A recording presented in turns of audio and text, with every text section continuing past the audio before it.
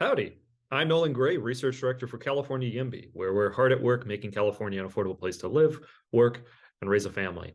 Welcome back to Abundance. In this episode, I talk with Jerusalem Demsas. She's a staff writer at The Atlantic and a widely published author on housing and city planning, among many other topics. In this episode, we discuss how she became a YIMBY, the importance of the right to move, and why DC builds so much housing, even if it could be building a lot more in the right places. In this episode, I'm joined by California YIMBY Policy Director Ned Resnikoff. And with that, on to the show.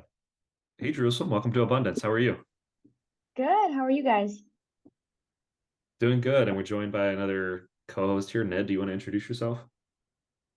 Yeah, hey guys, my name is Ned Resnikoff. I'm the policy director of California YIMBY. Also, know Jerusalem from some previous encounters. So really excited to be with you both. Yeah, totally. Well, thanks for joining, man. Yeah, Jerusalem. You're sort of I feel like you're sort of the muse of a certain element of this policy space right now. I mean, the Jerusalem piece comes out on The Atlantic, and then there's like 48 hours of discourse, if not more, on some sacred cow that you're slaying, or some, in my opinion, rather obvious thesis that you're advancing that somehow generates a lot of controversy. Yeah, I'm kind It's of actually curious. might be. It's just things that I think should be obvious. Yeah, right. Well, I mean, but I'm curious, your path into this. I mean, so I think you've been writing a lot about YIMBY politics and YIMBY issues. I think we first met at the book event for Connor Dowdery's book, Golden Gates. I'm curious, how did you get into this stuff? Like, what brought you into sort of what flagged that this would be a good thing to spend, months and years writing about? Yeah.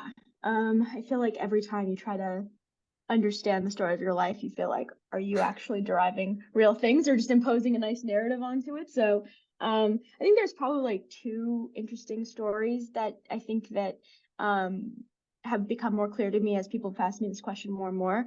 One is that just I was in college and I was studying economics, and I read a paper by David Schleicher about how people in lower income areas were stuck in those economic regions because the cost of housing was so high and the cost of living was so high in economically productive regions, such that the wage gains they would get from moving would not make up for the increased cost of housing and other things. And I read that paper in 2017, just a few months after the 2016 election. And I think like everyone, I was just like searching for like answers, like what's going on here, like what happened, like how could there have been such a maybe a major shift from what our expectations were.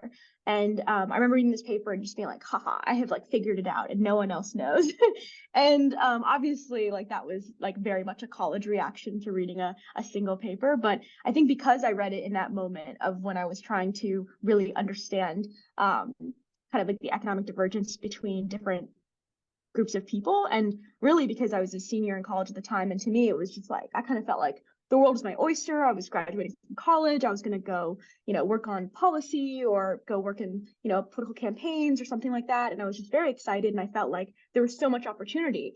And to really see the ways in which the inverse was true for other people, and like the policy levers that were being deliberately pushed to make it that way, was just really interesting to me. And so that's like one kind of thing, like one piece of story. And then second is just like really looking back on my life, like it's like very clear that access to more affordable multifamily housing in like very exclusive neighborhoods was really the reason why my life turned out the way it did. When we immigrated from Ethiopia, we ended up living in a pretty exclusive suburb in Maryland outside of Washington, D.C.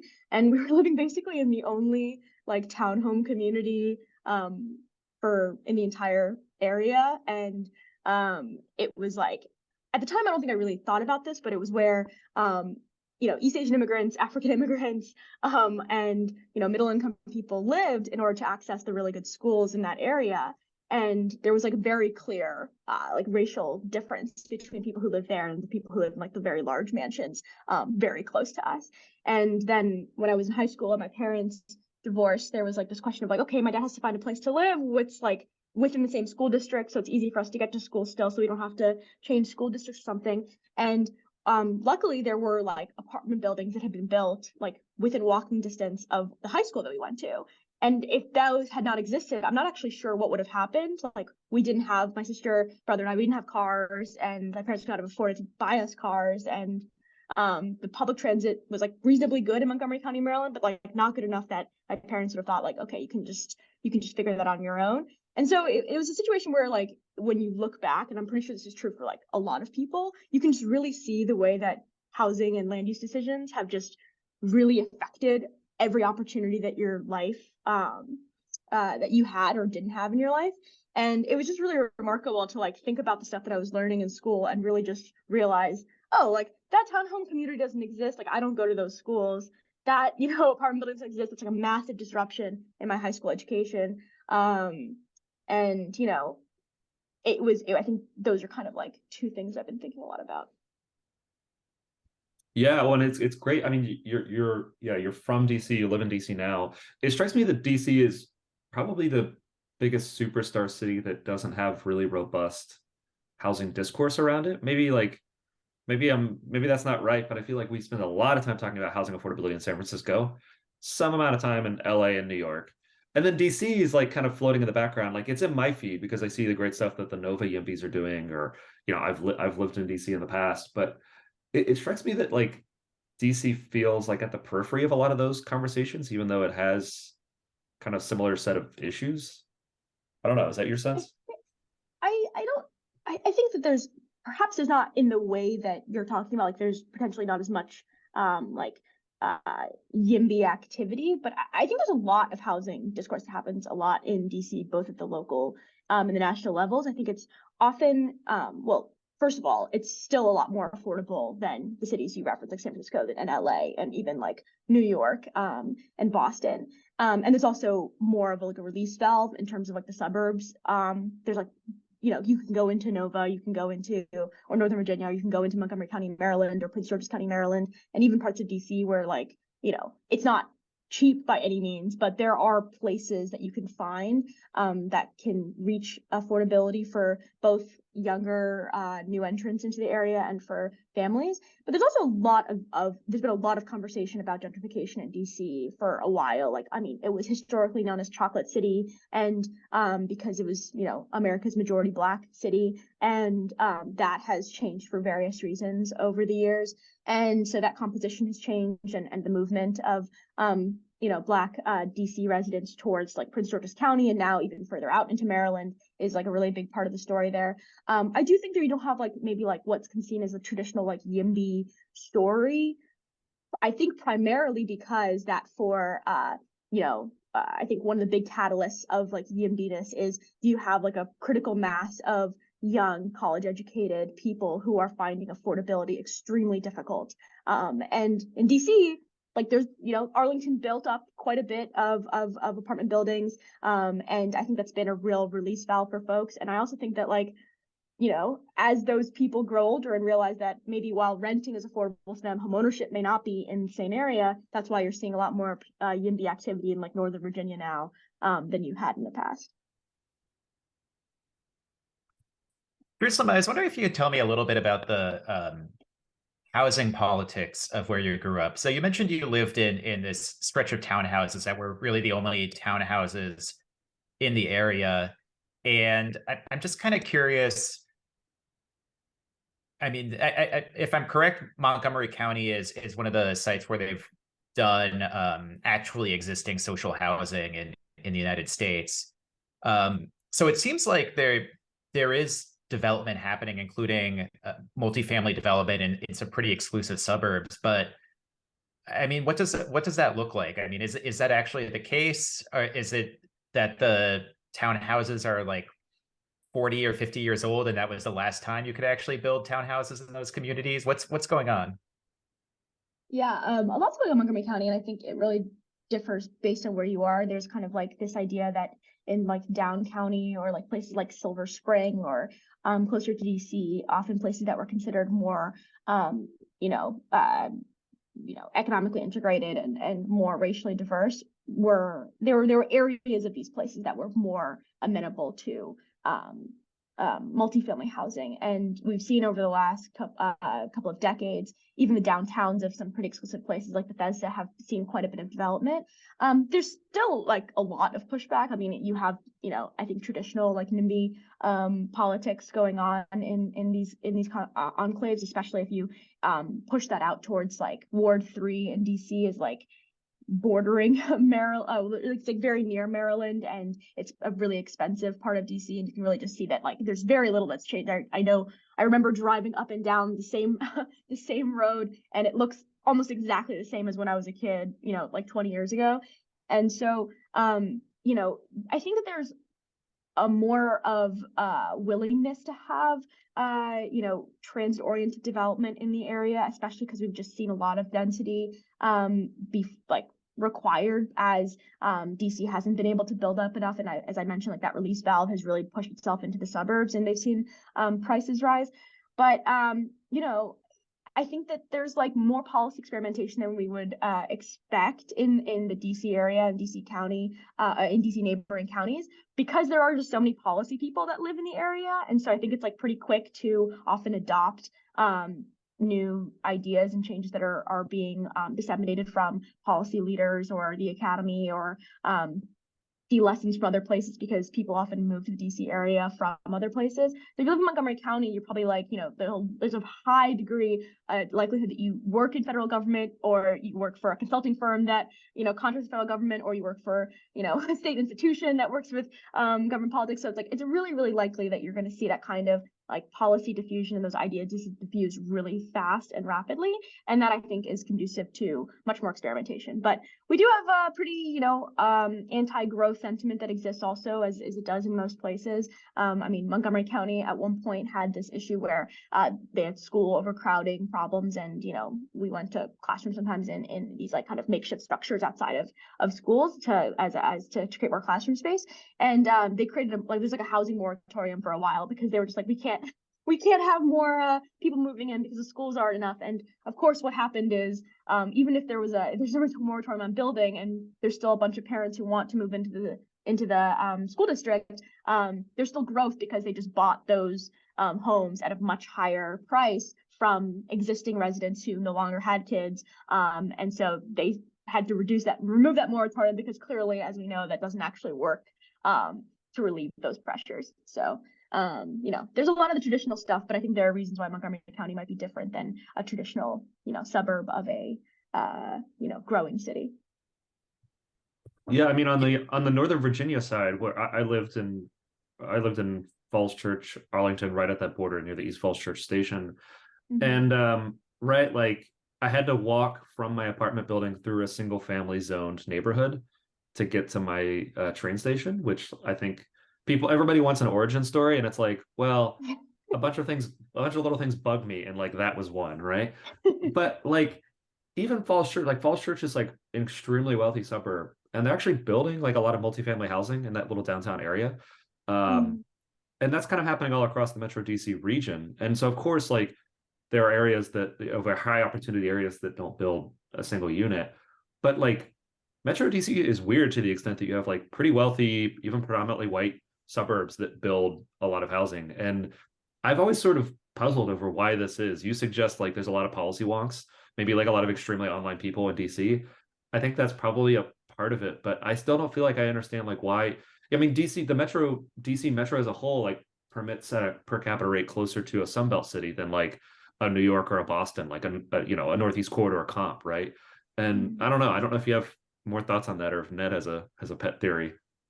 There's also, I want to say, because there's significant like competition historically between like Maryland and Virginia historically was kind of like a more Republican state. Like now that's like much more up in the air, but even now you can tell that there's still statewide Republican strongholds. And like having a superstar city with a neighboring state that is like reasonably more conservative than you would in other places, like you don't see that like in Boston or like New York or California or any of the other places where you have superstar cities. And so like having that, I mean, the most of the growth, I mean, there's much more growth in Arlington than there was on the or Arlington and Northern Virginia in terms of like larger apartment buildings than there was on the Maryland side. I think that says something towards the like relative permissiveness of land use regimes in Republican states.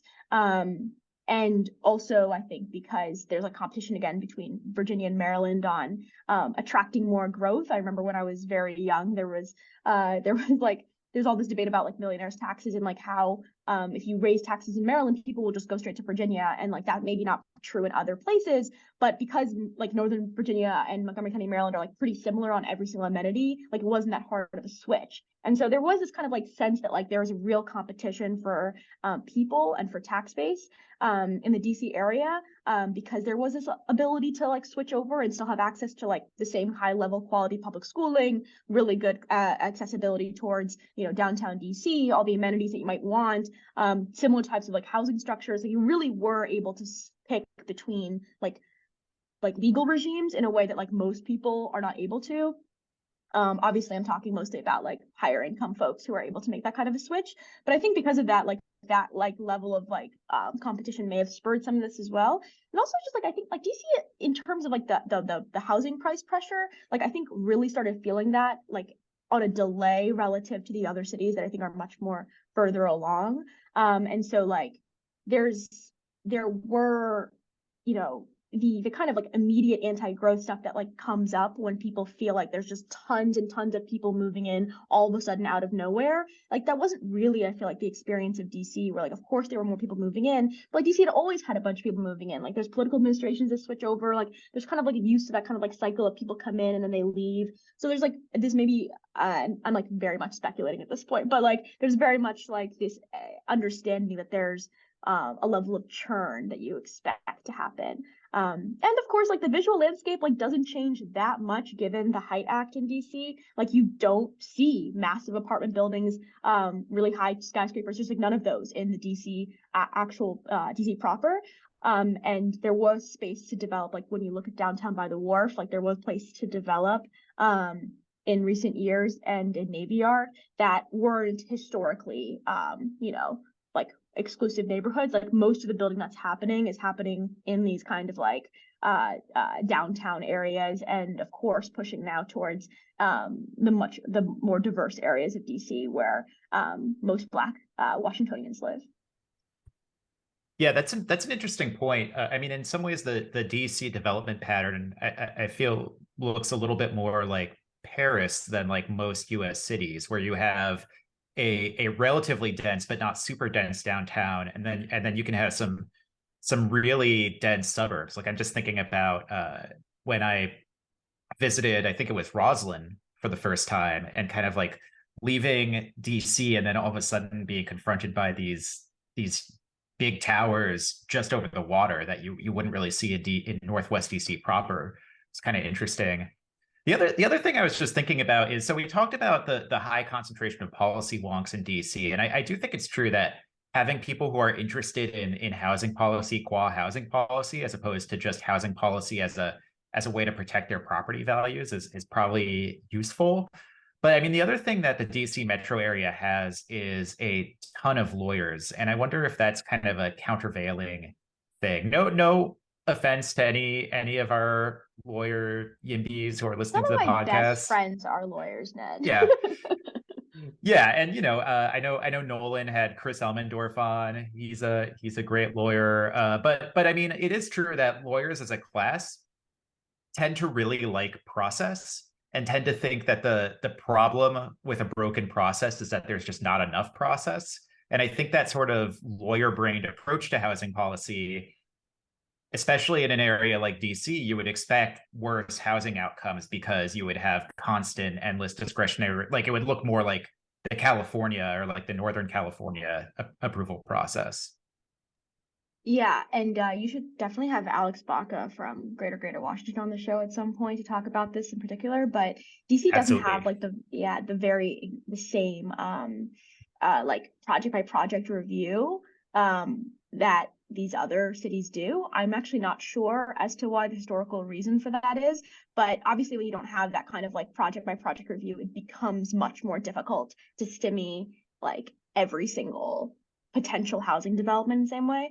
But we do have our like pretty insane fights. Like McMillan Park is like a literal just dead zone of grass that has been attempted to be developed for years now, and there's just like a very large anti housing like coalition that's built up to save McMillan Park. And I really just want people to go on Google Maps and look at what this quote unquote park is. It's just like, it's fine. And DC also has just like tons and tons of park space in a way that I think a lot of people who haven't been here maybe won't appreciate, but there's like lots of green space available, especially in this area that we're talking about. So you do have the traditional stuff, but yeah, I agree. Like I think that maybe the lawyer procedural stuff is stymied by or hampered by the relatively unencumbered process of getting something developed in DC. But I also think that like part of this is also you both are coming from maybe more of like a California like West Coast or even New York perspective, where it just is so bad that like things like DC feel like really great. And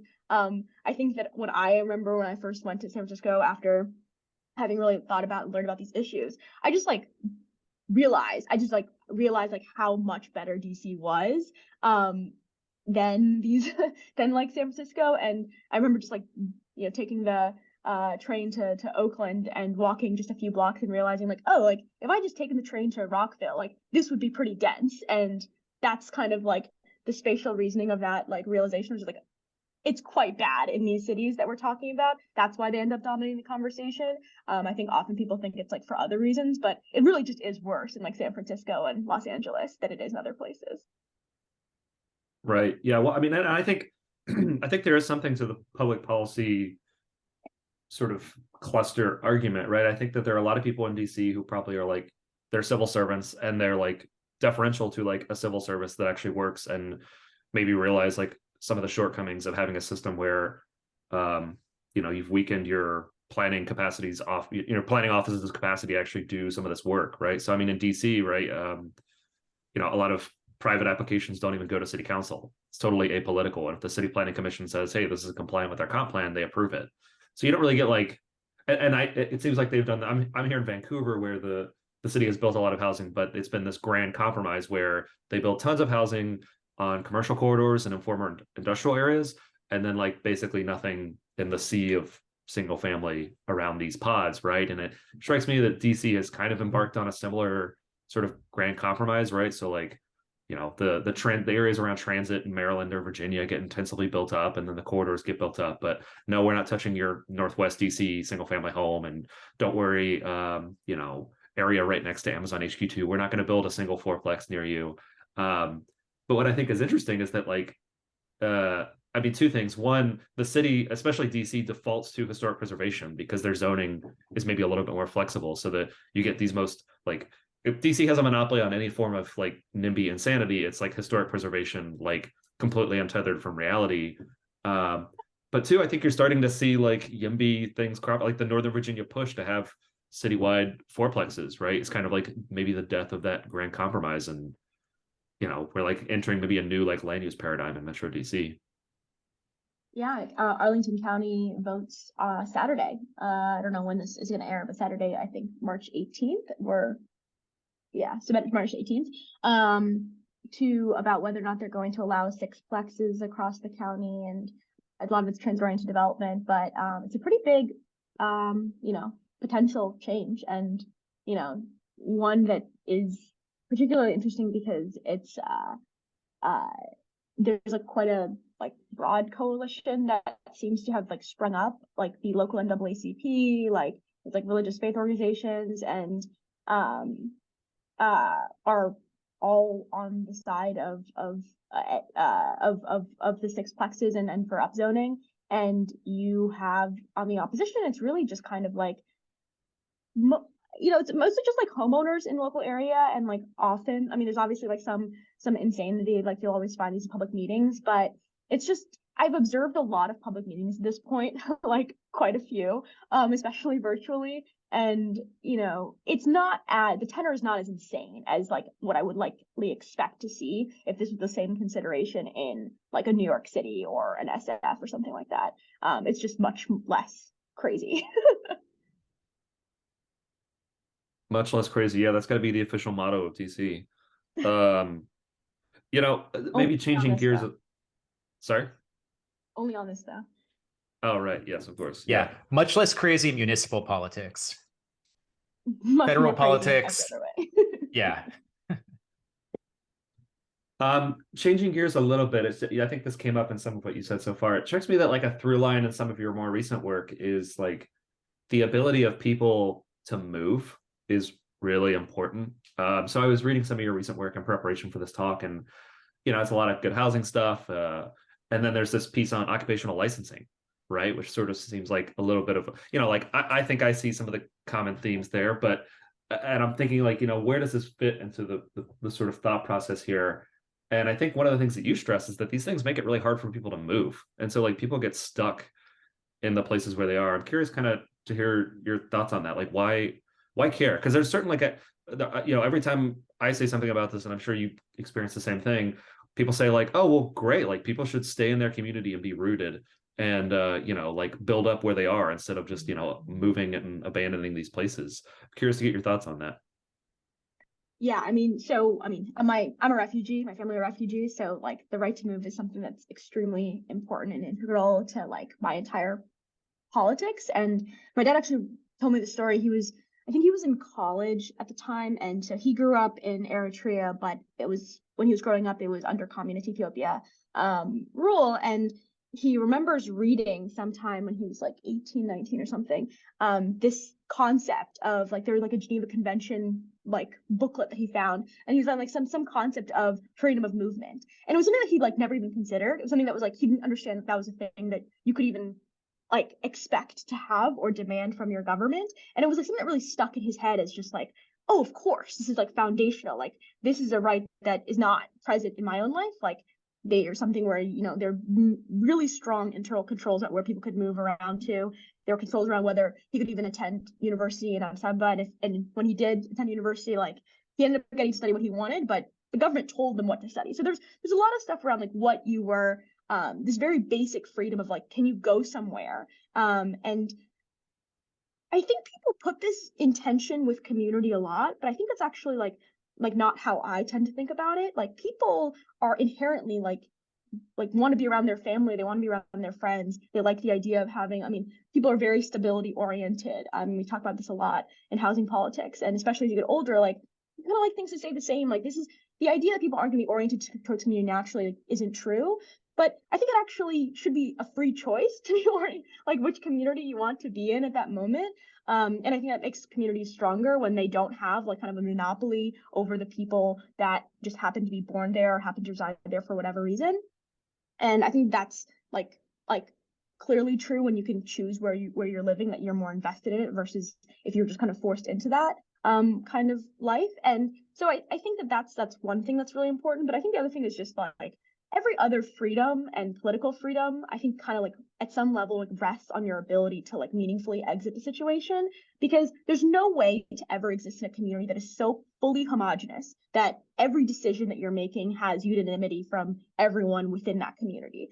And so what that means is like there has to be something to do if you reach the level at which you're like, okay, I care about this, but like I'm like at this point I have to like find some other place to go to in order to fulfill whatever like legal requirement I'm looking for. And I think this is like really clear when we're looking at abortion politics right now. Like I wrote a story last summer about how, there's all this stuff coming out from blue state governors that are like, we're going to be safe havens, like we're safe havens for women. And to me, it's like, that's like not like super meaningful to me, because the idea that like a woman is going to be able to just like take a $600 flight to another state, or like find access to those resources is just like not actually real. But it is real that like there are a lot of people who would like move to these states for both the economic opportunity and for these rights if that was available to them. And we're seeing not only that people would move, but that like these states are actually pushing out like middle income people who are not going to like, you know, areas or regimes that have the same kind of like liberal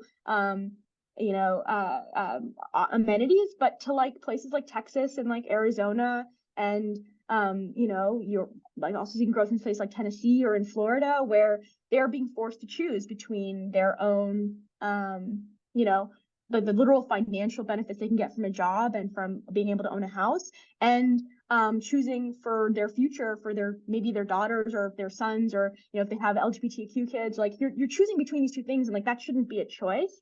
And so I've kind of like gone on a little tangent here, but I do think that the fundamentally here, when we're talking about freedom of movement, you're really talking about like freedom to pick what kind of life you want to live, because I think you actually really raise the stakes of community choices and decisions to a really unhealthy level when you remove the possibility of meaningful exit or entrance. Because, you know, now if my community, you know, if for some reason I can't leave my like town or whatever, and they choose something differently to me, that's like a much bigger deal if I can't just like go to the next town and get like the school system that I want there. Like I don't like charter schools or whatever it is that we're all voting for. Then if like, you know, like, okay, fine, like you don't like this, you're going to choose charter schools, and that's like mildly irritating to me, but like, you know, I can have some sort of exit to that. So I do think that a lot of my politics is really based on this idea that you have to really, really protect this freedom of movement, both for when we're talking about people immigrating from outside the country, but also within.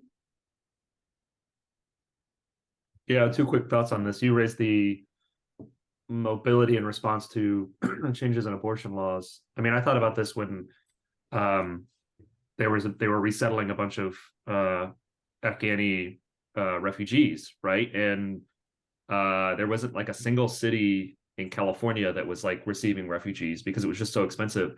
And I think the State Department even like put out like a warning to refugees, being like, hey, just a heads up, like we know you've seen California in the movies and stuff, but like it's going to be very hard for you if you move there. So like go to like unsexy Georgia or Texas, right? Because then you can actually afford like a decent apartment. And it just bugged me because it's so in tension with the stated values of a place like California. And I'm struck by how little soul searching it seems to like spark among folks here, and that like you still like reforms are still like this sort of like outside the mainstream sort of push. But yeah, I mean, I think people don't really.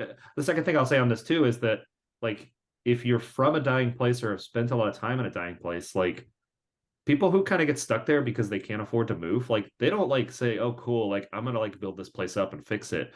They get hopeless, right? Like, you know, you can go to communities in the Rust Belt or in Central Appalachia near where I'm from, and like, yeah, people get stuck there and they don't say like, cool, let's like plant some flowers and like, you know, start some small businesses. They like kind of lose hope and start to develop like substance abuse problems, and as opposed to some of the members of the family who were able to get away and just can dramatically increase their quality of life, right? And it's like a really hard problem because obviously like there's never going to be a situation where like everyone moves. Like there's always going to be people who are left behind in these areas, whether because they have really strong ties to them or because there's like no opportunity for them to go somewhere else. And it's a really, really difficult both economic and political problem because we don't know what to do with, I mean, to me, the answer is obvious. Like, it's just like you should have more immigration and you should like revitalize these communities through immigration. Like, it's actually like quite a simple fix if, you know, we have a lot of people who want to live here and we could make that problem, you know, disappear pretty fast. But like, given the political constraints and the realities of like things like heartland visas, where you would kind of push these people to live in these kind of declining towns, or it's just not really politically popular right now, it becomes a very difficult problem because we don't know how to make cities shrink. And like, that's both like these small towns, but also, you know, even bigger cities and areas where you see declining population loss. Like, we don't know how to make city governments like shrink in response to that. Like there's like pretty good paper I can like send it to you guys to put in show notes about like how it's, you know, cities' growth of public employees tends to grow like pretty linearly as the population grows, but like that doesn't happen at all basically when it shrinks, because it's just really obviously people don't want to like fire people, and you're like, people are often worried like maybe it's cyclical, maybe it'll be demand back, and you don't have to like fire everyone just because of like a small downturn, and or reallocated them towards like higher growing parts of the state. Or even like you look at, you know, states like, you know, Connecticut or Massachusetts, where there's been a real depopulation in like parts of the state, but like a real growth in population in other parts of the state. And you know, these city townships and stuff and like these local government institutions like often just continue to exist in perpetuity, and they're representing like just very few numbers of people, and you would hope that that would lead towards like growth oriented policies, but you don't get that, and that obviously can lead to a lot of problems, like when you have like vacant housing and like a bunch of blight happening in your community. Like I grew up in Maryland, obviously, so in Baltimore this has always been a really big discussion of, you know, what to do with this real stock of like vacant housing, which becomes like a real blight to neighborhoods, and like entire mayoral races are decided on like how many I'm exaggerating here, but like are decided on like how many like you know, homes, vacant homes can be demolished in the communities, and it's because like there's like they're causing massive problems in the area, whether it's health and safety stuff or landlords not taking, or property owners not taking you know, care of these areas. So yeah, it's like a real issue, and I think it's, you know, it's a real problem because you obviously don't want to make this a choice for people, like, okay, you have to get out now, there's nowhere for you to live here. But we also don't have like good policies outside of immigration to revitalize communities, because, you know, I think another big theme of my work is just like it's stuff, cities and like towns and like countries, these are about people. The built environment is a byproduct of like people coming in and choosing to live there and choosing to like create there. And so if you don't have that like growing sense of people wanting to be in a place and trying to come in, and like that kind of churn and like the negotiations between different types of people, like you're not going to get any, like there's nothing to do about that. That's like that is the fundamental problem of, you know, politics. Yeah, don't even get me started on Connecticut. That's my home state, and it's just it's an appalling situation there. I'll just leave it there. I mean, one thing I was thinking about while listening to you guys talk about this question of mobility is that I think the way this conversation often gets framed is that someone grows up in point A and then they move to point B and they're just there forever, and point A has lost someone permanently. But I think, you know, I'm 33, and I'm kind of around the age where some of the people I know in the Bay Area are talking about settling down somewhere, you know, having kids soon, and you know, there's a lot of them are talking about, oh well, maybe I'll move back to my hometown, be closer to my parents, like raise a kid there. I think something that we've maybe lost sight of a little bit is that it's entirely normal and you know, in some ways a good thing for people to move to a major metro area, gain some work experience, raise their income, and then take that back either to wherever they came from or somewhere new.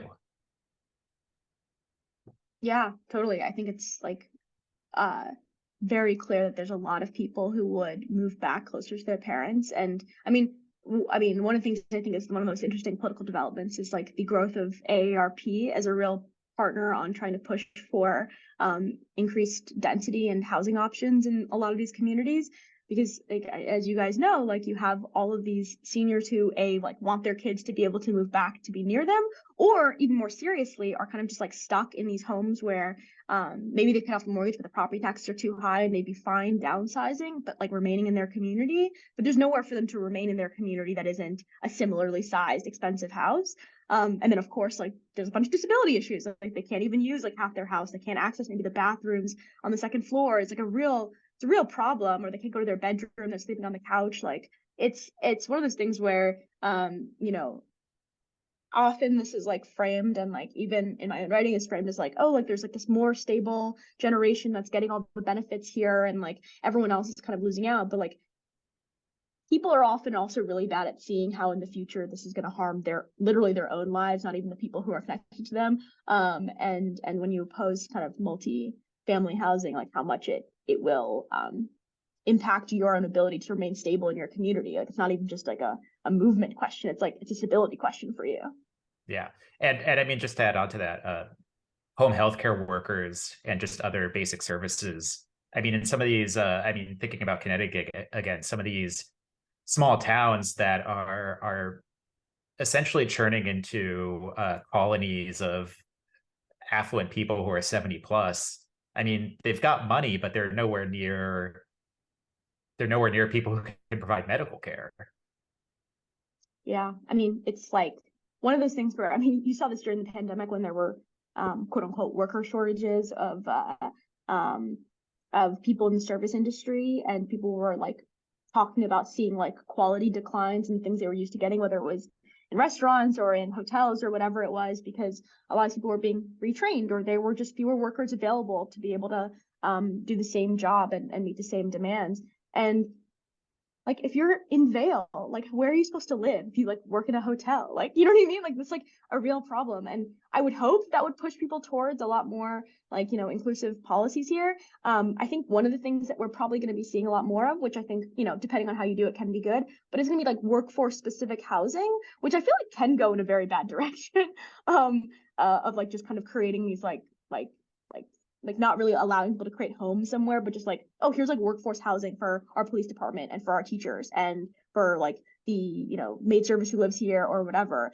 But hopefully I think it will encourage, at least like in some places, I think it's encouraging some like ADU bill favorability, because people are like, oh, okay, well, like, yeah, I'm 75 years old, I need a home like healthcare worker, and they can live in an ADU that exists in the area. That makes sense to me, versus this broad growth. But I think it becomes very hard when the conversation becomes geared around like, okay, well, how can we build housing for just like this specific population? Because then it just ties those people to those roles again. Because what if you're a teacher who decides like, oh, you love it here, and like now you're gonna like work in a different industry, like you have to give up your housing now? Like, we already hate how jobs are tied to healthcare. We're gonna make jobs tied to healthcare and to housing. Like, it just feels like there's a dangerous slippery slope there where you focus on this sort of like industry oriented housing, but it can be done well.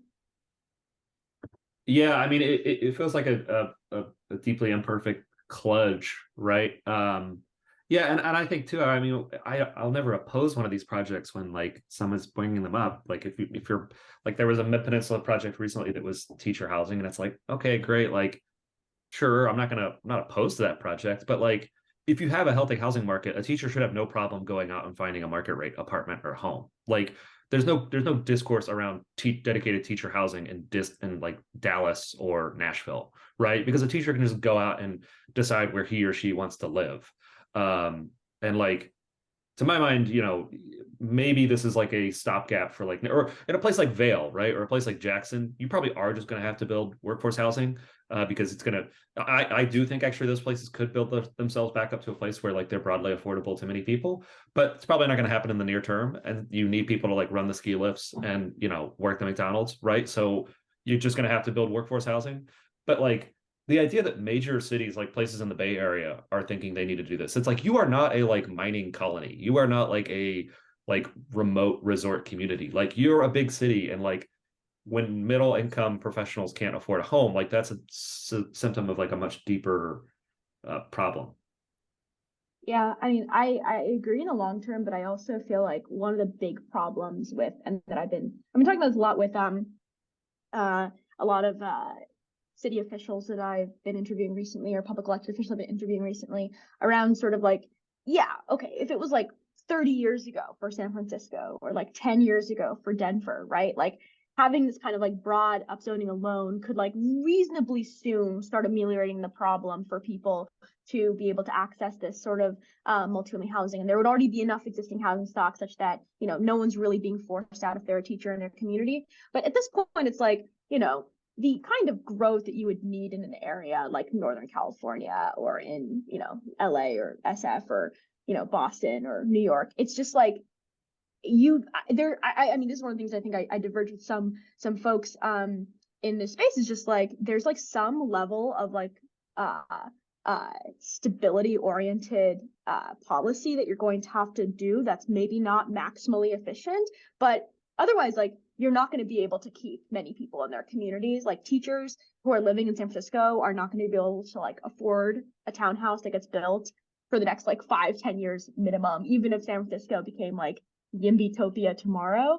And so I think that's one of those things where it's like, I think that like as a stopgap measure, as you said, Nolan, like there's like some value to these kinds of policies. And I think it's also valuable to show people that the housing you're building actually can directly impact their quality of life immediately, rather than just having to depend on this like people buying into this long-term growth story about like about like filtering and like the Helsinki study or like whatever, which I feel like is just really not resonant to regular people who maybe are like, open to more housing and are not like NIMBYs themselves, but just don't see how these policies help them in the immediate term.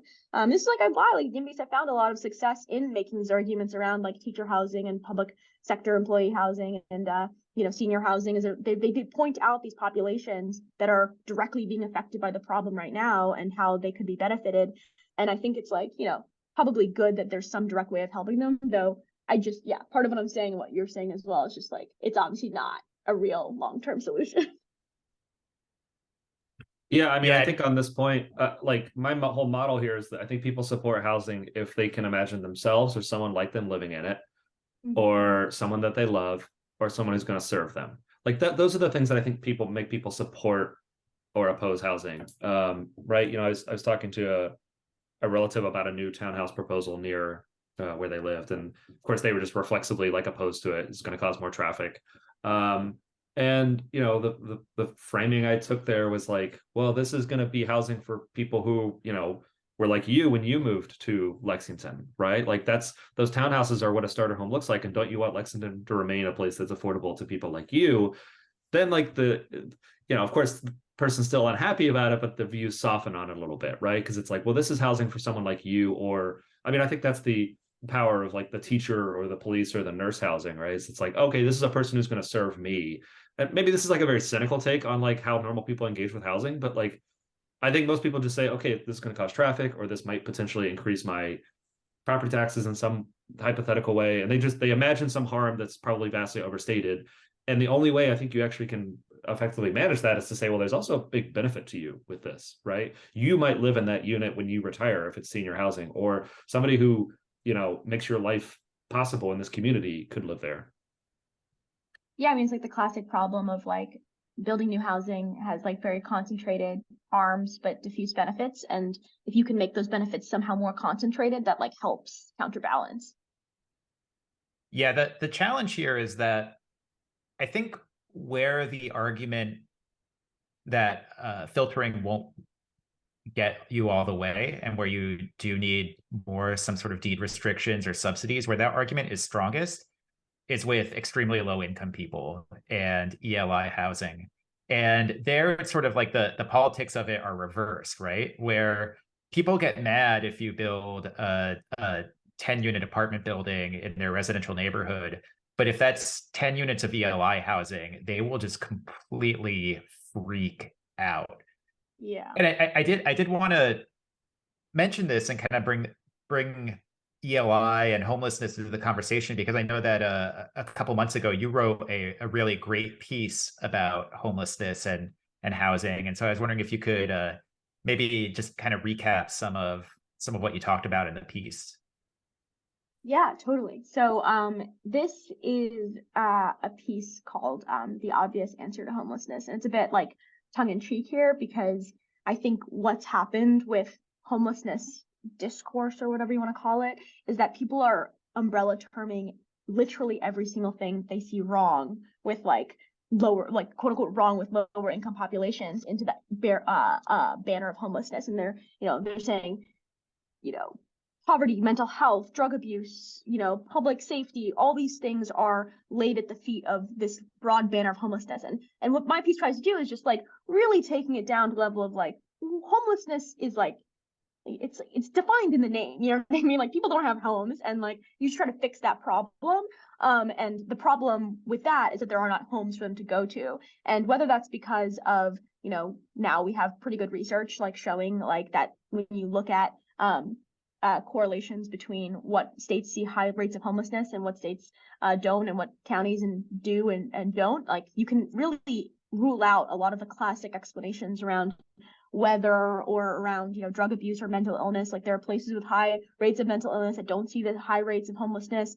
And so this question of like causally, like what is making this problem, like why are there so many people without homes, is that there are really high rents, especially at the very low level when you're looking at absolute rents, and when you're looking at vacancy rates at the very low income level, at ELI levels, like what Ned was just referencing.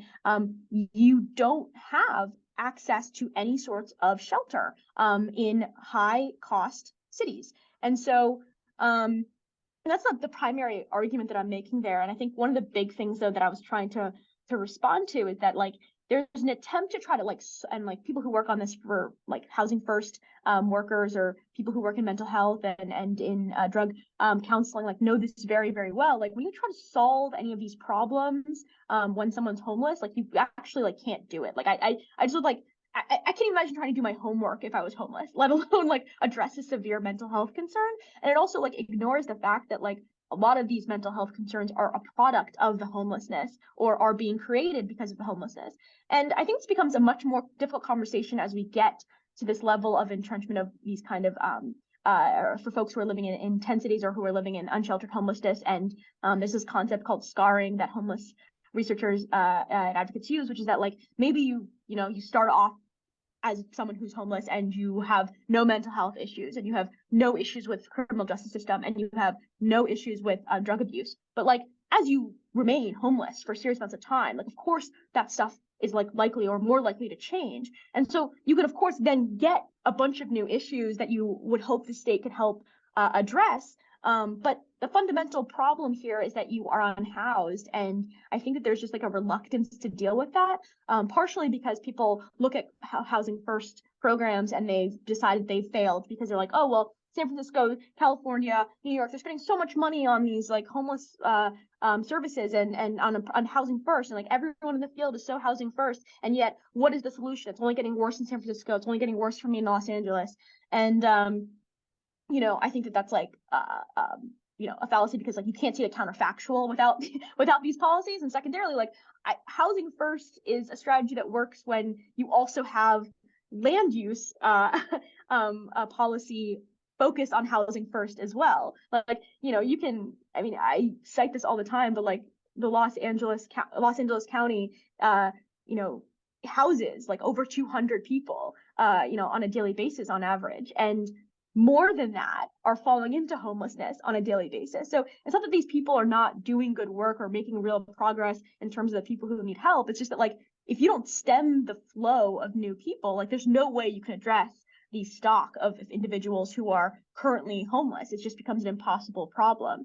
And so I think it's really important to try to conceptualize, and I know like preaching to the choir here, but like it's really important to conceptualize like the number of people who are at risk of homelessness. You have to address their needs simultaneously to folks who are. Otherwise, you'll just never get to the point where you can really address the larger concerns people have. And and you guys know this well, but like it feels like right now what's happening with homelessness politics is that it's becoming not a question just of how do we address homelessness. It's becoming a public safety and order question in a really dangerous way, in which people are just like, okay, they reject the idea that homelessness is about housing, and they embrace the idea that there's something just specifically wrong with these people, that they've like chosen this. Like I was talking to an Uber driver recently when I was on a reporting trip, and he just was convinced that it was actually a very good living panhandling in Denver. And that I asked him like, oh yeah, but it gets like pretty cold here, right? Like, don't you think it's like pretty hard for people to be living on the street? And he was like, yeah, but people give you more money when it's cold because they feel worse for you. And so like there are all these myths that people are building up because they want to be able to justify what is a pretty intolerant like system of criminalization that already exists, and I think is going to only increase if there's not some real progress on the housing issue. So yeah, I think that's kind of what the piece was discussing. Yeah, I mean, a connection that I just drew that I never really thought of before, because you were talking a little bit about how your family were refugees to the US. And I think I'm curious if this resonates to you, that I sometimes think that the situation that we've put unhoused people in the United States right now is like roughly similar to the experience of stateless peoples during the interwar period. Like Hannah Arendt has this line in The Origins of Totalitarianism about how stateless peoples exist outside the law, and you can tell because the only way that they can receive equal treatment from the law is if they actually commit a crime. And then at least that way there's sort of like a process for like integrating them into the legal system. And it seems like we've kind of created a similar situation for unhoused people by just you know, by the very fact that, you know, they have no private domicile to live in, and in many cases, we've made it illegal for them to exist in public spaces. And so again, it's just sort of like being completely, maybe this is a little too abstract or theoretical, but just kind of like completely excluded from the realm of normal legal procedure. No, I totally agree. I mean, I think it's one of the things that, I mean, it became very evident during COVID, right? Where it's, you know, there had to be all of these specific like carve outs to try to get homeless folks their stimulus checks. And, you know, we know this in general, like getting a driver's license, like you can't get one if you don't have an address. It's very difficult to register to vote or to you know, get a library card or like a bunch if you don't have these addresses. And we create carve outs, like I think places that are sympathetic to this create carve outs to help homeless folks. But first of all, I think it can be often like, you know, quite like self-stigmatizing to like have to tell someone who's in this place of authority that you are homeless. I mean, there's a really great book by Jamal Mishner about Medicaid and about how the process itself can become so stigmatizing to people being on there, and the treatment of people who are getting these services is just so negative that, you know, you become less likely to participate in the political process and the political voting or whatever, when you are in contact with these systems, even compared to people who are in similar economic circumstances to you, because of how we treat people who are, in part because how we treat people who are involved in you know, getting social services from the government. So I think homeless folks often, it's like their only contact is with like potentially the social services or with librarians, often, who are the front lines of a lot of our social policy towards homelessness, our informal social policy towards homelessness. But yeah, I like totally agree. I think it's also just like you can't feel like community. It's very difficult to feel community, and that's I think why people feel a lot of connection to the encampments that they're creating in a lot of these areas, because it is sometimes the only community that they you know, have been able to access and maintain in a lot of for a lot of their life, because, you know, they haven't been able to buy a house, they haven't been able to stay rented in some specific area. And I think that if we allow that to be the only community that people have, we shouldn't be surprised when they're reluctant to leave it for an unknown, unclear offer of temporary shelter. I think you have to create those bonds of community much more strongly so that people feel willing and trusting in their local governments and local services to move out of that situation. Because, you know, I often get asked the question like, why? Well, I know someone who like lives on the, you know, in this encampment, and like, you know, they've been offered this like temporary shelter, and like, you know, they won't leave. And so like, clearly that's the case. And like half the time I think people are making up this person. So I'm not really sure if that's like all true, but you know, there definitely are people who are reluctant to leave these communities because there's some level of stability they've been able to create in these areas. And they also, I mean, in many contexts, that they know that there's not actually a place for them to go. Or when someone comes and says, hey, we have like one offer of permanent housing, and like you're looking around and like the social worker's looking at you and you see all of your community members who are not being offered that. I mean, that can be a very difficult thing to ask people to do. It's like potentially their, you know, their family or people they feel like safe from, and they don't know what this change will actually mean. So I very much agree with you. I think it is really a destabilizing place to be for folks. Yeah, maybe one way to think of it is we talked a lot about the right of exit and the importance of that, but I think what we're also talking about here is the right of entry as well. That, you know, when you're moving, when you're mobile, you are leaving somewhere that you have the right to leave, but you're also entering somewhere that you have the right to enter. And one of the things that one of the situations we've created for unhoused people is basically a situation where there is nowhere they're legally allowed to be. And then the sort of informal situations they set up where they find a place to be, then, you know, state officials or local officials will sometimes just come in and throw out everyone's belongings and say, okay, you can't be here anymore even. Yeah, it's I think one of one of my favorite stories kind of talking about this right to entry that I wrote was can you get evicted for calling 911? And it was about these nuisance ordinances wherein people who live in a community basically can be evicted, or the most egregious case was there was a town that required you to have a permit to be allowed to live in the town, either as a renter or as a homeowner, you had to get like a separate like occupancy permit or whatever it was called. And the ACLU has done like good work on this, so don't worry, this is no longer this is no longer in effect. But essentially, the idea with these nuisance ordinances, which do exist in a lot of places, and with this occupancy permit, is that property owners would be held liable for any like quote unquote nuisance that happened on their property. And that could be, and often is, a woman calling for aid from her government because she's being, abused by her partner or by someone else in her family. And so like literally calling the police, calling 911 was, lodging a nuisance in that area. And often this wouldn't even be a conversation between like the renter and the city officials. This is a conversation between the property owner and the city officials, in which the city contacts property owner and says like, hey, there's been like too many nuisances. You have to abate the nuisance. And it's like creepy language, really, right? Because what they're saying is get rid of this person. And there's like Matt Desmond, in one of his like older papers, like documents some of this happening. I think it was in Milwaukee. And one of the stories is just like absurd, where they like the city official tells the property owner to abate the nuisance in some way. The property owner tells the city that like his plan for abating the nuisance was to tell his tenant to get a gun and to like protect herself and defend herself against her attacker. And then when she doesn't do it, he says, well, she didn't get a gun and she didn't shoot him or something. And so she's been evicted. And it's just like this like insane thing where like, yeah, like who has the right to stay and who has the right to enter a community is also extremely, relevant to this entire conversation. Like obviously like segregation is like a big part of like a lot of what we talk about in land use politics. And but at the margins, like the right to stay is something that's like really, really fought over in a way that's like not accessible or clear to a lot of us who, even if we're having, maybe not the best, quality of life outcomes in our homes, like we are able to find housing. We're not at risk of something so egregious happening to us.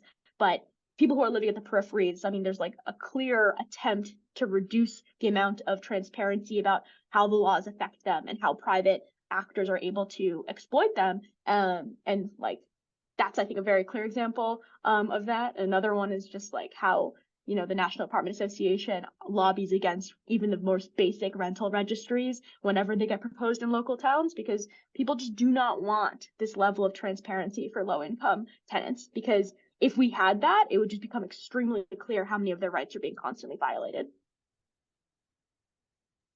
Yeah, I mean, you raised something earlier in this conversation about homelessness that stood out to me. It's strikes me there's a lot of conspiratorial thinking on homelessness and housing, right? So I don't know if this is like, I don't know if Uber drivers just spend all day thinking about homelessness, but I've had this conversation like 4 or 5 times in LA, coming home from the airport. And right, you always hear the most bizarre, you hear things like, well, checks are going out, checks are being handed out. And if you like ever so slightly like scratch at the surface, like, oh, well, like who's administering the checks? Like what program is that? And they're like, well, I just heard that there was this program, and you're like, okay, well, great. Or, of course, the famous one, like everywhere you go, the homeless are being flown in from somewhere else. And it's like, well, where do these people originate? There's like some spawn in like the middle of Nebraska that like, just like people just fly out of, like, but it strikes me this touches on some of your other work with institutional investors. Like there's this absolute compulsion of people on housing affordability issues to like come up with these conspiracy theories that involve like bad actors looking in the background. And maybe I just don't think a lot about a lot of other policy areas these days, but it strikes me that this is like especially heightened when it comes to housing and homelessness. Am I wrong on that? And is there any reason why that might be the case? I think there's like 2 separate things going on here. One is that people don't want to imagine that real poverty could ever happen to them, or real true exploitation, like what happens to very low income tenants, could happen to them. And so in order to imagine that, in order to make that true, they have to decide that there's something wrong with the people to whom it's happening, right? Like it's not like just the natural function of what happens to low income people in housing scarce communities. It is, oh, you made a bad decision. you are refusing to do this. You don't want to take your way out of it. You actually are making money off of this, and you're a bad person, and you're exploiting public services. Like, there has to be something there that makes those people separate. And it's like, I think the inverse of what we were talking about earlier around, you know, people are more pro housing when they feel more kinship to those people. And like, that's why it's really hard to get people to accept, even people who might accept, you know, some sort of housing in their community, like getting them to accept homeless shelters, or to getting them to accept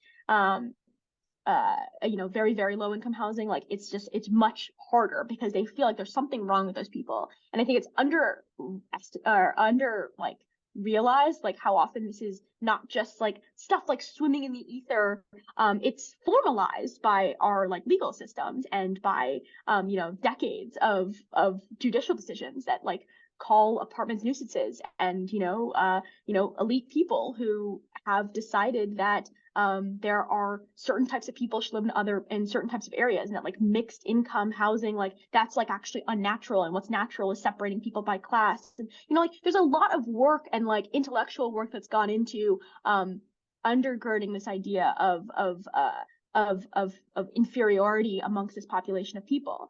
And then I think separately, this idea of like, you know, this conspiratorial thinking towards you know, the drivers of housing unaffordability is not is often, I think, a reflection of like people's fear that what has to be done to fix this problem means them giving something up in a way that's really scary to them. And it's, I think, not actually very unique to housing on this level. I think this is often the case that people, like, you know, you hear that statistic, right, that like, I'm going to butcher it, but it's like 100 companies are responsible for 71% of like carbon emissions. And like, that's like a true thing to say. But then when you like look at the companies, right, it's like oil and like gas producers that are, you know, powering the homes and the cars that we demand and buy and like, you know, drive and like go to the gas station or whatever. And so it's like, it's one of those things where it's like, you want there to be a fix and that it doesn't affect your day-to-day life. And there's also like, I think, a true critique that's grown in the last like, you know, like 30 years about this idea of like, there's a ton, or I don't know, in 30 years, but like there's since like the 70s of like regulatory capture. And there's a real like truth that there's like serious regulatory capture problems happening most often, I think, at the state and local level, but also, of course, the federal level as well. And people have taken this critique and just completely run with it to the point where they feel like there's absolutely no democratic reflection of the policies that are being implemented. But like, yes, it is the case that like Exxon has like played a big role in like blocking climate change regulation. But like, if we're honest with ourselves, like we have not pursued as a democratic polity the policies that would make it possible for people to live without cars. So at the same time, like this is also a reflection of the democratic will of people that they don't want to live in transit-oriented communities. And they often don't want to live in or have blocked change towards you know, renewable energy infrastructure by making it difficult to build solar, wind, transmission lines in different areas. And I think it's one of those things where there's an unwillingness to accept that part of this is that we are afraid of losing some level of quality of life. And I wish that people would, because then you could actually make the argument to them that they're not going to be losing quality of life. But we can't even get people there because the fear is so strong that they need to place the blame in an area that feels like, oh, well, it wouldn't affect me. If Congress would just censure these 100 companies, if Congress would just like stop BlackRock or Blackstone, then everything would be fine. And so then that makes your life, your choices, your decisions, your built environment completely free of blame. Yeah, right. I mean, well, I think reshifting this to where like this is actually enriching people's quality of life, I think, is a really important instead of underexplored avenue for YIMBY advocacy, right? I mean, I think like I don't know, this is something that is maybe a little bit controversial, but in many cases too, like it's not even clear that like building, you know, so for example, they've done research on what happens when you build multifamily housing next to a single family home. What happens to the price of that home? Or even if it's affordable, regardless, it actually doesn't lower it, and actually seems to slightly increase the value of the home to the extent that it's signaling to the market that there's a lot of demand in this area and there's the possibility to build. Right, a lot of the upzoning provisions that we're discussing, they're not going to improve housing affordability on the margin of actually lowering the value of a bunch of existing single family homes. Like, to the extent that a bunch of the value there is actually in the land, it's only going to potentially slightly increase it. depending on like how the upzoning is administered. But it's going to increase housing affordability by just having a lot more homes. So the individual homeowner is probably not even going to necessarily see their home value decline. In fact, that would be like sort of in tension with what we think we know about what happens when you build new multifamily housing in some of these areas. And I feel like we maybe put a little bit too much emphasis on like like you're a selfish homeowner, you know, like why don't you just go along with this? We need to do this thing. And maybe you could say like, hey, this is probably just, you know, even if nothing else, like even if you don't care about the doctors or the nurses and the teachers, and you love the idea of your kid being forced to move 3 hours away, don't you like? There's a small chance that like the value of this thing that you own is going to slightly increase. You know, but it's tough because that's like a very nuanced sort of approach to the issue. But I feel like it's maybe a little bit under an underplayed card on the hands of YIMBYs. I think it depends, right? Because if what you're trying to do is to upzone a specific part of town, it obviously is the case that it should increase the value of those properties. But if like the goal of like most like pro-housing policy is to like do broad upzoning to get to like long-term affordability, perhaps you don't see home values like decline significantly, but you should see like the hope is to see like very significant like reductions in the returns to these properties over on a yearly basis. Like you don't want to see like 10% appreciation on a year on a yearly basis, something like that. And so like I think like this is something that I was actually talking to some housing policy folks in the UK, and what they were trying to do, because I mean, if we think we have a mess, I think actually like London, just go there. Like your Schadenfreude will just be like off the charts. Like it's just so bad over there. But in London, they don't even have like really like they don't even have like zoning the way that we have it. And so what they were trying to do is just say like, okay, well, what if we could get like street level voting, right? So like a single block could vote to like upzone their area, and you could then make you know, like a developer could come and like make the case like, oh, like I can get this whole block of homes. That means the value is like, you know, 10x to me than what it would be if it had to maintain this level of zoning. And so then that block could like vote to upzone, and like it could be in the property owner's interest in that area, if you could get like a critical majority to agree to it.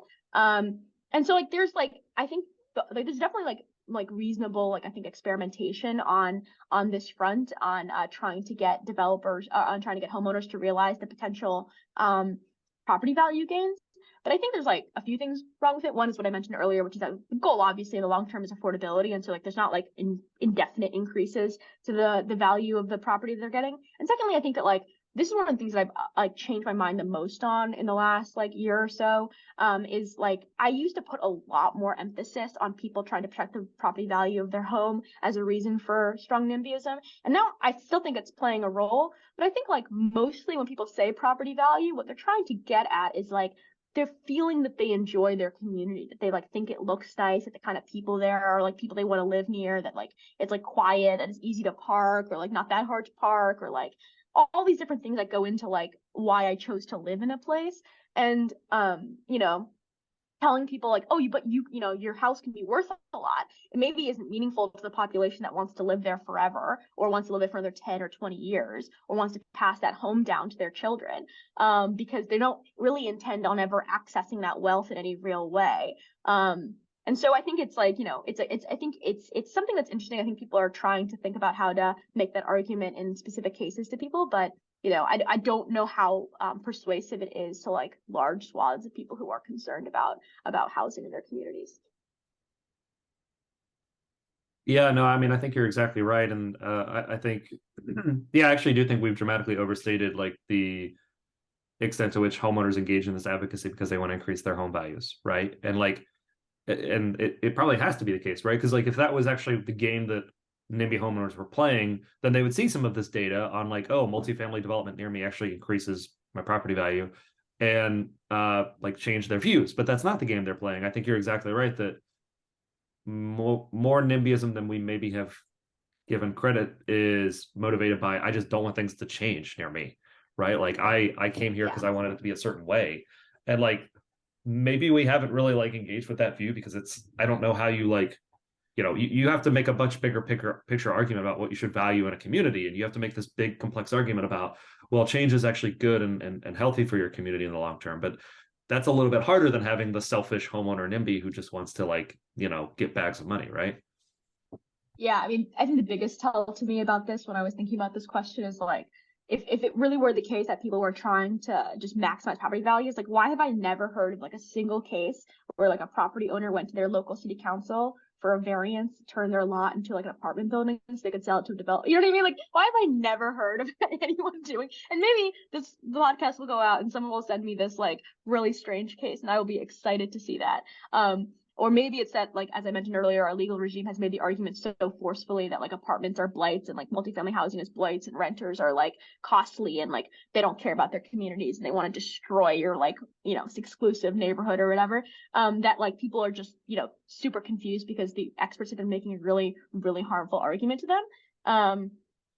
Yeah, I mean, I also think like, you know, a lot of what my work is that like you actually don't need to convince these people. You just need to move the level of government that's relevant to making this decision higher up, such that their complaints are heard, but are not like, you know, completely veto worthy. Like I actually think it's quite difficult to make the growth argument to people in a meaningful way in timescales that are relevant to them. I think it's something that you have to feel. Like people actually really do enjoy living and growing areas where people want to live in your area. Like that feels really good when there's like new food and stuff and new like art and culture or theaters opening up near you. Like people actually really like that. And so like I think you have to just like show it to them. And like there are times in our history where we've done that, and now is not a time that we're doing that. I actually do have an example for you, I think, of a homeowner trying to build multifamily property. And it was I think there have been a couple cases in San Francisco and one in, I think it was Los Altos Hills recently, where someone was trying to build multifamily housing. And it like years of trying to get the necessary permits and everything and not happening, and then just waited for it to become a builder's remedy town. And then it's like, okay, now I'll just do it, but even bigger. Wait, these were like just like regular homeowners who just wanted to like make a bunch of money on their homes? Like they live like their own occupants, or was this like a second property that they had? In the Los Altos Hills scenario, I'm not sure whether it was an owner occupant or not, but it's going to be, if I'm remembering the story correctly, it's going to be multiple units of senior housing now. Wow. But yeah, Yeah, I mean, to your point, like the system is set up so that most actual property owners can't realize the value of their lots like that. Like he literally had to wait for the state of California to come in and say, okay, this city's zoning map no longer exists, at least temporarily, before he could do it. I mean, I think that's why we have these rules, right? Because I think like, I mean, early communities, like they were trying to solve a prisoner's dilemma, where it's like if you're in an area with high and rising land values, right? Like maybe everybody kind of wishes that the area would stay like a bunch of mansions on large lots, but they know that like higher and higher land values are going to increase the incentive for someone to defect and like build an apartment building. And like you can go to inner suburban neighborhoods that were built in the 1900s and 19 teens, and like it'll be mansions next to apartment buildings. Like that's what happened. Like a homeowner was like, oh, like there's actually a lot of money on the table for me here. And it's like, yeah, like this was nice, this whole project of what we were up to with the mansions, but like I can make a lot of money and go buy a mansion somewhere else. And like I feel like that's sort of like the cardinalizing function of like single family zoning, was to say like we're all going to hold each other, you know, we're going to tight our hands. Of course, like you can do, you know, nowadays we have airtight deed restriction and HOAs that could get you that without zoning, but like I think back then there was this perceived weakness of deed restrictions, where there was a little bit more reluctance to have these things be indefinite, and so zoning comes into sort of actually stop maybe that natural impulse of at least a small subset of the homeowners to be like, cool, like this property is really valuable, like I'm going to cash out and move away. It's actually a very similar story to like desegregating city blocks. Like people were just like, well, we're all racist, right? Like no one's gonna sell to any black people or like Jews or anything, right? Everyone's like, yeah, like I'm not gonna do it. And then one guy's like, oh, but I can make some money. And so like the color line doesn't hold at all repeatedly, because like even hella racist people will, and often they're like charging black families higher than they would have white families for access to these communities. They're making a lot of money. And that's why you actually get these like much stronger deed restrictions. But even that really doesn't hold in the face of the potential profit. But you know, zoning made it much harder to overcome that on multifamily housing versus just like a single owner occupant who's you know, a different race. Well, Yeah, I it mean, just yeah, go ahead, sorry, Ned. at the risk of being really kind of trolly and glib, I mean, I think that goes to show you why I sometimes feel like some left NIMBYs are insufficiently Marxist in their analysis of how the market can break down certain barriers and turn all that is solid into air. But yeah, anyway, that's the sort of thing that I wouldn't put on Twitter, but I just felt compelled to say in this podcast. Yes, well, this is a safe space. All speculation is allowed, but as long as you're not an institutional investor. Um, another case on this that is interesting is when the Bloomberg downzonings were happening of Queens, what happened was as these applications were moving through the pipeline, some savvy developers started mailing out letters to homeowners saying like, "Hey, you're about to get massively downzoned.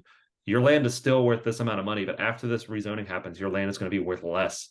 And there was this big moral panic about it, and they were calling them like blockbusters, and like it was just basically developers kind of just communicating to homeowners what was happening. Like, hey, just a heads up, you can currently build like a low-rise 6-unit building on your property, and in a month or so, you're only going to be able to have the existing home.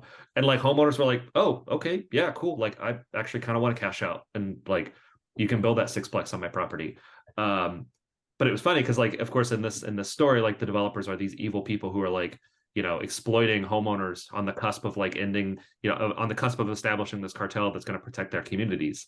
And it's just kind of fascinating, right? Because there's so much planning we spend so much time talking about like, oh well, we want to like do maximum outreach and make sure that everyone knows what's going to happen. And it's like all these developers were doing was explaining to them, hey, you're about to get downzoned, your property value is going to go down, here's the thing you can do now you can't do in 2 months. But of course, they're these evil, nefarious actors. Yeah, I think it's actually like it's very, very hard. I think I've been reporting on some like local development fights recently, and it's very, very hard to get people to have positive interactions between developers, cities, and communities, because you've just like set up this system where developers are like these people who like swoop in and like take advantage of these areas and like bribe, quote unquote, bribe their way to like community acquiescence, whether through like, and it's a process that feels like very corrupt and bad to people, but they like attribute it solely to the developer's will and not at all to a system that's been really created to make it that bad. Like if you just said to developers like, okay, you can build anything as long as you maintain this much green space, you build this much tree canopy, you have this much affordability or whatever it was, and developers were just like clear, and there's like very clear regulations around what you could do there, like people would feel much better about that process than, for instance, like a process where a developer comes, buys a lot of land, wants to build, people are like, no, it's not affordable, and then they're like, okay, well I guess I can make it more affordable, like, and then you just like the developer is like made to seem like super like evil, because it's like, oh well, now I knew you were lying, I knew you could do more, like, oh now you're willing to do this much tree canopy, like, and then like this whole like interaction where the city is now trying to extract benefits on behalf of its residents, like the city then also looks corrupt too, because it's like, why did you agree to this original deal if you could have gotten all the stuff out of it, and then nobody wants anything built because it's such a bad interaction. And I think it's like often like one of those things where it's like, I think it's very not useful to think about like private entities as like good or evil. They are either constrained or unconstrained by the public. And like you have to be clear about what you want them and don't want them to do, what they have to tell you, what they're allowed to do. Otherwise, you really are creating this space for like really nefarious seeming stuff, which is being incentivized by our current development regime. And it's like, I don't know. I've been reporting a little bit on Denver recently, and it's like one of those cases where you can just see when you're talking to community members why they feel so negatively about it.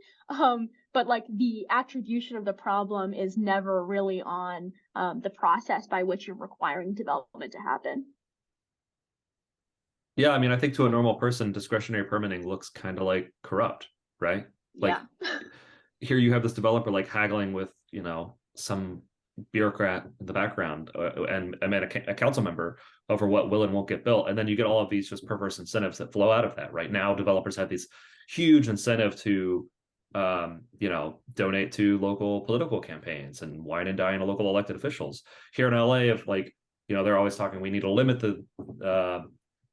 donations from developers to deal with this problem. And it's like, well, this is a symptom of a deeper problem, which is that, like, if you're a council member, you get to decide what does and doesn't get built in your community, right? And I think it strikes me as not an accident that in a place like LA, like, there's just this incredible lack of trust with the council because they see this kind of thing happen over and over again. Yeah. Yeah, and it spreads to like community input process then too, because it's like you have this process occur that's like between the developer and the city, and then the city comes to the public and is like, hey, are you okay with this? And like every question you ask from like the community is like it's just like becomes like, just seems so bizarre. It's like, hey, like, well, why isn't it more affordable? Well, we this is the best we can do. Like, we talked to them already. It's like, oh, you already had this conversation with them? Like, what was that? Like, you know what I mean? It just like seems so shady. And like often it actually is quite shady the way that it's happening. That's what's going on is that people are engaged with, like, the developers do really have like strong local ties to city councils and to mayors. And it's just like then the community input process, like it's like they're not doing it fully in either direction, like, right? Like, I obviously have like written a lot about my critiques about community input, but like half-assing it seems like even worse than like doing the community input like entirely, because then you get a situation where you've empowered a bunch of people, but you've actually not included them in a lot of the process because you realize that it's like you should get this thing done because you really need to build this housing and you need to make this happen. And so then like people have a lot of power, but they have like very little they don't have like full access to like all of the things that are going on. And so like they know like something's going on they don't understand or weren't privy to, even if it actually is a good outcome for the area. Like, you are creating this like negative sentiment from the very beginning of this process that, like, probably shouldn't happen anyway, but Yeah, I mean, when I was at the Department of New York City, so, right, we have our community boards and they get to render advisory decisions on projects. And of course, yeah, everything's been negotiated. By the time it gets to them, it's a complete application, right? And yeah, of course, there's no analysis that goes into what the asks are, the demands. This is all just very vibes-based bargaining. But we get to the community board and, historically they had like 3 options. Yes, yes with conditions, no. And what we saw occurring recently was more and more communities were saying no with conditions. We're like, well, that's kind of weird, right? Like, what does no with conditions mean? And essentially what it was community boards wising up and realizing that nobody really would listen to them unless they said no. Like, that was the only power that we gave them, was the ability to say no. Because if they said yes, but we support this project, but we want to see a few small things change, easy to ignore. But no, it's like, okay, well, now we have to make some concessions to them. And it strikes me that that's like a phenomenon that's true of public input writ large so often. Like, we have these things where it's like we're presenting really complex information. It's mostly already final. The only thing you can meaningfully say is no. And then we're surprised when we have these public hearings and people say no and they get really mad, right? And I think that's something you've picked up on in some of your work. Yeah, no, I totally agree. I love that example. I think it's just it is when you ask people to make a decision and you basically indicate that the only empowering choice is to block, that's just like, what are you trying to do with this input process? And I know it comes from like, various areas, like often from really good places where local officials are trying to, engage the community more or give them more of a voice or whatever. But I mean, even outside of all the critiques around like the unrepresented population or whatever, like, you are just, from reasonable people, you are incentivizing them to only want to stop things. And it's just really clear that like when you look at a lot of these like measure like things that people are either voting on or like can block or like can protest against or for or whatever, like often it is what you said, it's like a very complicated thing, and like no one's answer is actually yes or no. Their answer is like somewhere around like, I want it to be this, or I need to understand why, or whatever. And God bless all the people who want to get to the point where you can actually aggregate all those preferences meaningfully into a system. I am team just like, this process does not work, but it's just not possible. Like, I mean, like, I've talked about Denver a couple of times here, but they're like, there's a citywide ballot measure now about whether or not this development, whether or not an easement should be lifted on a park to allow a developer to build some like various things, including housing, including like commercial stuff or whatever. And it's one of those things where it's just like, people, I talked to a bunch of people, they're like, I don't understand what I'm even voting on. Like, what does that mean? Like, I don't want it to be a private golf course, but like, what is even this development? I don't even live, like, Denver's pretty, I mean, I'm from DC, so I'm thinking of cities that's like pretty small. Like, Denver's pretty big as a city.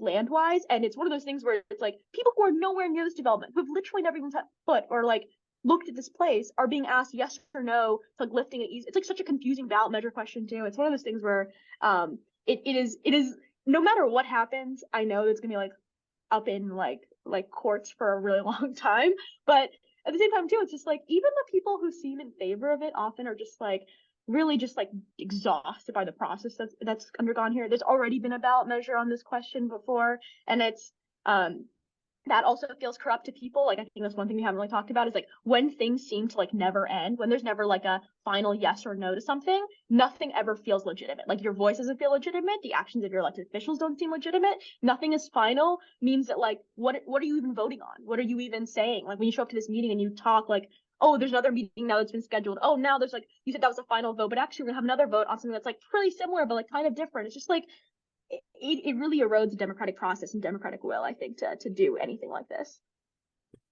Yeah, something that Nolan has written about in his book is how specifically zoning, but I think you could say it about these processes as well, has kind of replaced planning, and we need to bring back city planning, give planners things to actually do.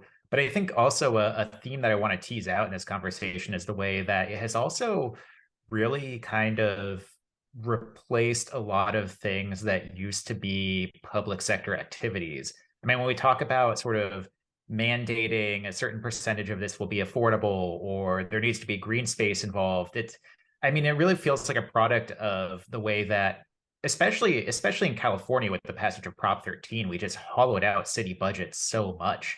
And there's very little the city can actually do to meet the needs of its residents. And so instead of actually providing services, they just enter these sort of weird backroom negotiations to try and extract those services from private entities who have no actual real stake in making sure that they're provided in a satisfactory way. Yeah, I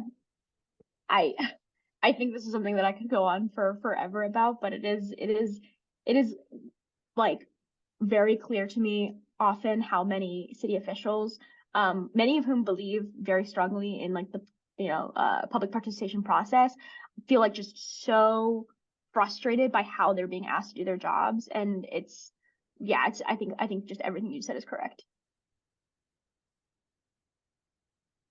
In the home stretch here, I want to maybe do a little bit of a lightning round, if that's okay. Short questions, clear answers, right?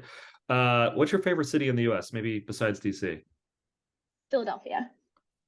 Oh, why Philly? I love the East Coast. I like bigger cities. I really enjoy there's quite a bit of mixed use development in Philadelphia, where you can actually really get like my sister just moved there, and like facing almost every single corner in her area has either a bar or a coffee shop or something like that. It's like quite easy if you live in the city to like walk and get access to like everything you can want. I know like 15-minute city is now some like evil thing to say, but like I think it's like one of the things that's really clear. It's also just it's a on the East Coast, like of the big cities, it is like pretty affordable in terms of housing, and that means that there's like a really like vibrant like counterculture that exists there, both whether it's like queer spaces or in like small little businesses and things that constantly are popping up there. Like every time I visit her, there's like always something like interesting and new being created there. I just really love the vibes. The vibes are great. And still super affordable, right? It is pretty affordable. Like they lived in Brooklyn for my sister and her partner lived in Brooklyn for like a decade. My sister moved there for college, and they make like quite high incomes like for the country, and they were like, even I could tell the story forever. Like their rental housing was like ridiculous to me. I was like, the quality was terrible, and then they also were like never going to be able to afford to buy there. And so that's why they moved to Philadelphia like a year ago. So now they're putting an offer on a house. So fingers crossed for them. If any YIMBYs based in California ever want to make themselves feel just absolutely terrible, I highly recommend looking at Philadelphia townhouses on Zillow. Yes. And they're beautiful. They're like Mhm. very, very nice. And I think it's a reasonably integrated city compared to like what a bunch of other cities look like. It's, yeah, big fan. Philadelphia. Also, the people are fun. I don't know. People rag on Philadelphians. They've always been very kind to me. Well, there was a survey where they asked people in every city, what do you think is or how would you rate the politeness or rudeness of your city? And Philadelphians self-reported their belief that they are the rudest city in America. So That's the kind of honesty I'm looking for, though. Do you know what I mean? Self-awareness. It actually yeah, breeds more kindness than other places. So, big fan. yeah, there were some places that I know are somewhat rude where folks rated their city as pretty kind. And so yeah, maybe that's just yet another even when Philadelphians are trying to say something nasty about their city, they're showing you their earnestness, right? Exactly. Favorite city abroad. Ooh. I haven't traveled a ton abroad, but like of places I've been, I really loved Berlin. I think for many of the similar reasons, but also just like I really love I'm a big history person, and Berlin has taken very seriously the public and private work of like having really intense museums and cultural exhibits, and I think like valuable historic preservation in terms of like I did this tour with this like local professor of history, and they just like integrated into the city like places and things that are like really clear. It's also like a city where like if you were like someone who's like born in like 1910 or something, and you like I don't know, like we're like living and you're like 100 years old or whatever when you died in 2010, like the kind of things that like you saw shifts in politics, like the number of times your city was bombed by like different entities, just like sort of those things where it's like this is just a city where like so much happened in such a short period of time, like that someone's entire lifespan could be like multiple different political regimes like switching wildly back and forth, and you just get like very different people living there. And it's also been like a very liberal city for like quite a long time, even under quite uh, stressful fascist circumstances. It tried to maintain and work to maintain its politics, its counter politics, and it was like very weirdly like alone. Like when you find cities like that, like most cities are like like they're surrounded by like I mean like most countries obviously don't have like multiple cities like the U.S. does that are like very very large, but like Berlin's like off by itself as like this like core city, and like the rest of like really developed Germany is like further south, so it's like kind of by itself. I mean Potsdam's right there, but like I just find it a very intriguing place to be, and I'm hopefully going back this year, so I'll maybe have more informed thoughts then. And of course, they have no housing affordability issues there. So what are you even going to think about while you're there? Yeah, no, none at all. Actually, Alan Levy, who I've talked to, gets so mad when people talk to about Berlin being affordable because there are apparently like very large NIMBY issues going on there. So, Alan, if you happen to be listening to this, I didn't say that. Do you have a favorite fictional city? Favorite fictional city? Wow. I'm currently reading the Adrian Tchaikovsky books, science fiction trilogy about well, I don't want to give anything away, but basically it's like, there's an attempt to rebuild humanity on a separate planet, and the attempt to do so goes awry or it doesn't. And spoilers ahead, I guess skip forward if you don't want to hear what happens. But essentially like the virus that they use to try to accelerate human development or monkey development or primate development on this new planet actually gets incubated in different species. And the first one is spiders, and the description of like how these spiders would like build their own like from their perspective how they would build their own like cities or structures, whatever. I found like very interesting. Lots of density in Spider Town. So Lots of density in Spider Town. Yeah. Well, I mean, it does try. I mean, it's not an accident, right? The most urbanist superhero, right, is Spider-Man. Like his powers literally depend on high that's rises. So true. maybe there's some. Maybe the spiders have a quietly urbanist quality. Maybe I don't know. Wow, that was really good. That's very good podcast hosting. You really dragged me back. Okay. Ned, I'll open up if you have any interesting lightning round questions. This one I have to ask. Do you have a favorite form of zoning reform? Favorite type of zoning reform that's happened Favorite type? recently? Gotta be getting rid of parking minimums. It's Hmm. just like probably the highest value thing to do. If you could only pick one thing that you could have the city do, and you didn't know where it was, you knew nothing about it, it's just like an American city, probably parking minimums, right? That's the way to go. But what There's would a you lot guys of pick? Are you a parking minimum requirements lot will size be up guy? there. Well, I kind of was the only person talking about it. Me and Salim Firth were the only people talking about it for a long time. So I feel I'm gonna say minimum lot sizes are kind of a sleeper reform, just because so much housing still gets built in the suburbs, and if you could just build on smaller lots, like you could just have so much more walkable and land efficient communities. Yeah. What's yours, Ned? I'm gonna pander to our audience and say single stair. Oh God. Technically Don't a get us building started code on this. reform. This is the third rail now. Yeah, strap Um, in. okay, I was trying to think of a good lightning round question for you, Jerusalem. Favorite urban arts scene, either from now or sometime in the past, like some like cultural movement in some city somewhere. I'm so the wrong person to ask this question to. Like literally. Um, Favorite urban art scene. Literally have no answer for you. I'm very sorry, Ned. I feel like this conversation and every conversation I've had with you has just revealed to me the depth to which I do not pay attention to culture and art, and the depth to which you do.